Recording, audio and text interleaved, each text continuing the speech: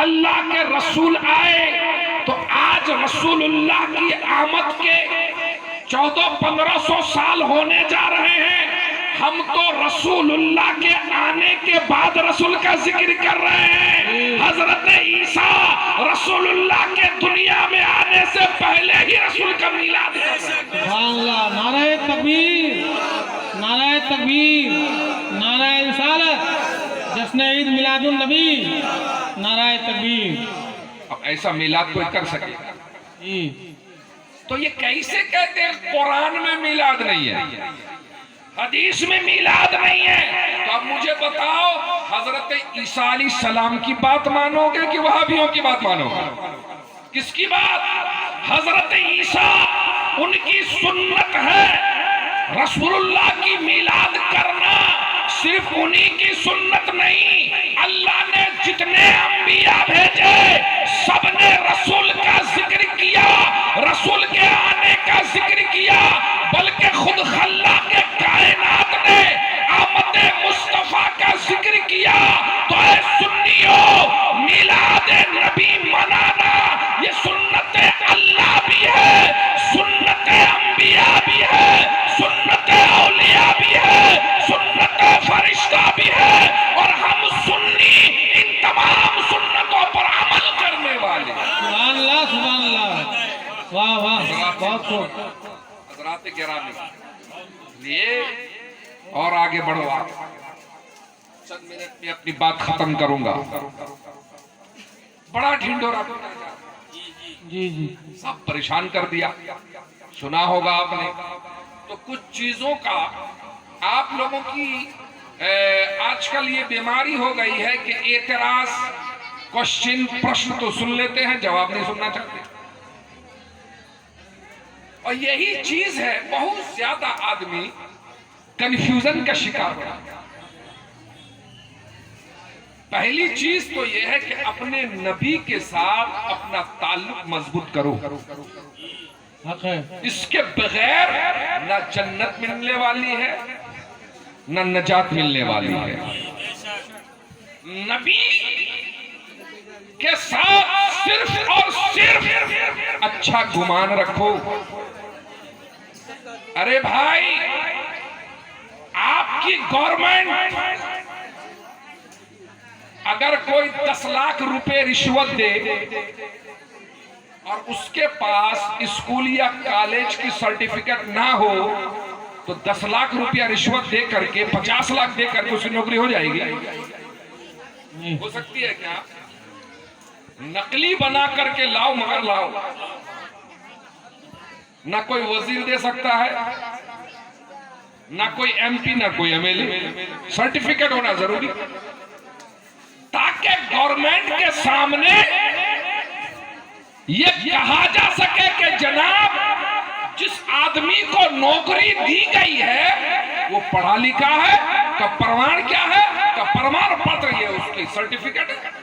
जी जी, तो ये तो दुनिया का कानून है कि जो पढ़ा लिखा ना हो उसको दफ्तर नहीं दिया जाएगा, उसको नौकरी नहीं दी जाएगी, उसको जज नहीं बनाया जाएगा, उसको हाकिम नहीं माना जाएगा, उसको टीचर नहीं बनाया जाएगा, उसको मुअल्लिम नहीं बनाया जाएगा, उसको कोई बड़ा ओहदा नहीं दिया जाएगा, क्योंकि पढ़ा लिखा नहीं है। तो आपको क्या लगता है अल्लाह तबारका व तआला ऐसे शख्स को नबी बना देगा जिसको ये भी इल्म न होगा कि दीवार के पीछे क्या हो रहा है वो नहीं जानता?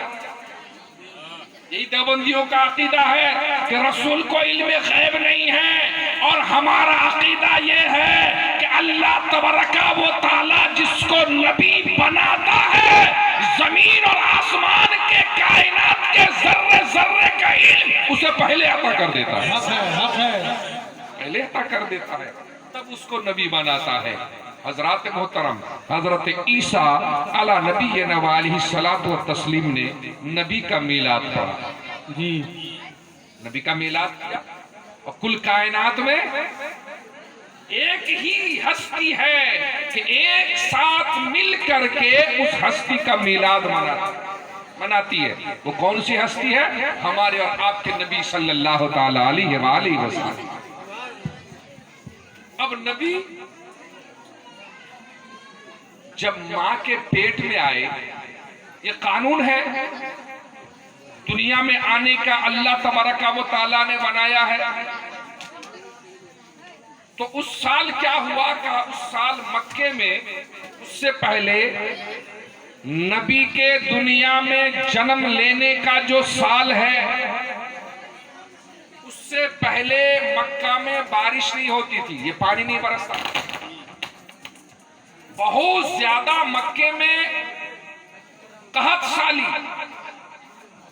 जब यही जो बारिश होती है ना, आसमान से जो पानी उतरता है, यही से फसल, जब फसल उगती है तो इंसान और जानवर चरिंद परिंद सब खाते हैं, दरख्त हरे भरे हो जाते हैं, पेड़ पौधे बड़े होते हैं, बच्चे बड़े होते हैं, नौजवान ताकतवर होते हैं, क्योंकि खाना होगा तो सबका जीना होगा जी। और खाना ही नहीं होगा तो कहां से जीना होगा। तो हमारे नबी की आमद से पहले दुनिया बड़ी मुसीबत में थी, जमीन भी मक्के के कुर्बो जवार में सूख करके बिल्कुल पानी का नामो निशान न था, जानवर प्यासे मरे जा रहे थे, और यही नहीं बल्कि खाने पीने के सामान की किल्लत भी थी, सायादार दरख्त नहीं था, दरख्त के पत्ते भी झड़ गए। मगर जिस साल हमारे और आपके नबी माँ के पेट में आए, हजरत आमिना के पेट में अल्लाह के रसूल तशरीफ लाए, और हजरत आमिना रज़ी अल्लाह ताला अन्हा ने अल्लाह के नबी को अपने पेट में लेकर के हजरत अब्दुल्ला के घर रहने लगी। जिस दिन से अल्लाह के रसूल हजरत आमिना के पेट में आए, यही जमीन सरसब्ज व शादाब हो गई। सुभान अल्लाह, क्या बात है। रस्तों में नए पत्ते निकल आए, जानवरों के थनों में दूध उतर आया, और इस तरह से उस साल फसल उगाई और हरियाली छा गई। इतना फायदा हुआ, इस कदर बारिश नाजिल हुई कि मक्के वालों ने उस साल का नाम ही रख दिया खुशी और मसरत का। सुभान अल्लाह, क्या बात है, बहुत खूब। इससे क्या पता चला कि नबी के जन्मदिन पर खुशी आसमान भी मनाता है, जमीन भी मनाती है, वाह, भी मनाते हैं, शजर भी मनाते हैं, हजर भी मनाते हैं। तो जब सब मनाए, हम न मनाए, क्या बात, वाह। जिस नबी के वसीले से ही हमें जन्नत मिलनी है, और जिस नबी का कलमा पढ़ करके हम दुनिया में बाइज्जत बने हैं, हम ना मिलाद मनाए। सुनो, मिलाद मनाना ये रसूलुल्लाह के सच्चे गुलामों का काम है। मिलाद जो मनाते हैं वही जन्नती है, और जो इनकार करते हैं वही जहन्नमी है। जी बेशक बेशक, हक है, बहुत खूब। सल्लल्लाहु ताला अलैहि वसल्लम दुनिया में तशरीफ लाएगा। हजरत आमिना आपकी अम्मा, माँ ही जानती है जब दुनिया में बच्चा पैदा होता है उस वक्त की कैफियत क्या होती है। दुनिया में अल्लाह के रसूल तशरीफ लाए, तो हमारे और आपके घर में अगर कोई बच्चा पैदा हो तो रोता हुआ पैदा होता है। अगर बच्चा रोता हुआ पैदा ना हो तो माँ बाप रोते हैं कि क्या हुआ जी। और अगर बच्चा रोए तो सब हंसते हैं कि माशाअल्लाह बच्चा सही सलामत है। एक तो तरीका है जी। मगर जब हमारे नबी पैदा हुए तो क्या हुआ? सुभान अल्लाह, सुभान अल्लाह। ये जानना बहुत जरूरी। रिवायत में आता है कि अल्लाह के रसूल जब पैदा हुए तो बहुत सारी ऐसी ऐसी अजीब अजीब चीजें देखने में आई कि ना उससे पहले देखी गई ना उसके बाद। हजरत आमिना फरमाती है, और ये सिर्फ और सिर्फ सुन्नियों का बयान नहीं है, वहाबियों ने भी अपनी किताबें लिखी कि अल्लाह के रसूल जब दुनिया में तशरीफ लाए, हजरत आमिना अल्लाह के रसूल की अम्मी जान कहती हैं कि मेरे जिस्म से एक नूर निकला। बेशक। क्या निकला? नूर निकला। उससे क्या हुआ? कहा मुल्क शाम के जो सिटी और शहर के बड़े बड़े महल थे रोशन हो गए। सुभान अल्लाह, सुभान अल्लाह। अब मक्के और मुल्क शाम के दरमियान डिस्टेंस क्या है? देखना जरूरी है ना। जी आप यहाँ पर कितने भी आप पावरफुल लाइट लगा दें, जी यहाँ से आपको इस्लामपुर के मोहल्लात नजर नहीं आए। जी इस्लामपुर में अगर BSNL का टावर भी होगा, कितनी भी रोशनी हो, दिन को सूरज चमक रहा है, आप दिखा नहीं सकते। इतनी दूरी है 25 से 30 किलोमीटर। जी मगर मक्का से दमिश्क तक लगभग 2000 किलोमीटर की डिस्टेंस। सुभान अल्लाह, क्या बात है, वाह। आप गूगल में सर्च कर लेंगे, 1994 किलोमीटर, लगभग 2000। 2000 किलोमीटर किसने देखा? 2000 किलोमीटर की दूरी से रसूलुल्लाह की अम्मी जान ने देखा। सुभान अल्लाह। बहुत नुक्ते की बात बयान कर रहा हूं। जी ऐ खातूने जन्नत आमिना, आपके कदमों की धूल पर हम सब सुन्नियों की जान कुर्बान। सुभान अल्लाह, बहुत आपने कैसे देख लिया? क्या बात, वाह। सुबह तैयबा समय हुई बढ़ता है, वाह बाबा। बारा नूर का, सुभान अल्लाह। सदका लेने नूर का, आया है तारा नूर का, और शमा दिल मिशकात तन, सीना जुजाजा नूर का, तेरी सूरत के लिए आया है सूरत। सुभान अल्लाह। नारे तकबीर, नारे रिसालत, जश्न ईद मिलादुन नबी, हजरत अल्लामा मौलाना मुफ्ती गुलाम अहमद रज़ा साहब क़िबला, नारे तकबीर, नारे रिसालत। सुभान अल्लाह, सुभान अल्लाह, क्या बात। अभी नबी पैदा हुए, देख लिया, हजरत खातूने जन्नत ने बता दिया, अल्लाह तबारका व तआला ने अल्लाह के रसूल की अम्मी जान को गवाह बना दिया। ए आमिना, तेरे घर में अल्लाह का नूर आया है। इस नूर की रोशनी में अभी तुमने शाम के मोहल्लात देखे हैं। एक वक्त आएगा, कयामत तक आने वाले लोग तेरे घर के इस नूर का तवाफ। सुभान अल्लाह, सुभान अल्लाह, हक है, सुभान अल्लाह, बेशक, बहुत खूब। वही उसी नूर का सदका है। हजरात मोहतरम, और देखिए आप, मजा आ रहा है कि नहीं आ रहा है? तो बहुत अच्छा। देख लिया 2000 किलोमीटर की दूरी पर, देख करके पहचान भी लिया। कब? अभी नबी ने नबूवत का ऐलान भी नहीं किया। अभी कोई भी नहीं जानता है कि अल्लाह के नबी पैदा हुए। अभी तो अब्दुल्ला के यहाँ एक बच्चा पैदा हुआ, आमिना के यहाँ एक बच्चा पैदा हुआ, अब्दुल मुत्तलिब के यहाँ पोता पैदा हुआ। अभी नबी की नबूवत का ऐलान नहीं हुआ। हजरत आमिना को बता दिया गया, तुम्हारे गोद में, तुम्हारी गोद में जो बच्चा आया है वो सिर्फ नूर वाला ही नहीं है, मुकम्मल अल्लाह का नूर है। और यही नूर है जिस नूर की वजह से दुनिया में लोग राहे हिदायत पर आएंगे, और इसी नूर का दामन पकड़ के जन्नत में। सुभान अल्लाह, सुभान अल्लाह, हक है, बहुत खूब, बहुत अच्छा, वाह, क्या बात है।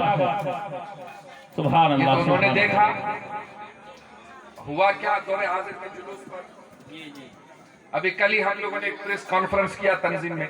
जी आपको पता होगा, सुना होगा, आप लोगों ने सुना कि नहीं सुना है?